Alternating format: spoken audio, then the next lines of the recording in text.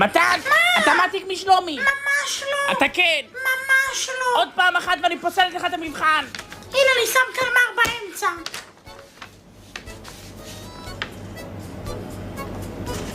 מתן!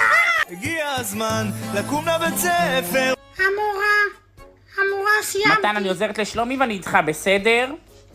אוקיי, שלומי, תשים לב, בשאלה 2 זה לא הגיוני שזה יהיה א' או ד', נכון? נכון. אז אם זה לא א' או ד', מה תהיה התשובה? ג'? נכון מאוד. לך תשנה, יאללה. כן, מתן, אני איתך. המורה, אני שכחתי לכתוב את השם, אני שנייה הבאה. וואי, איזה מזל. למישהו יש קודים 07? לא, רוצה לי יש רק 05? 05.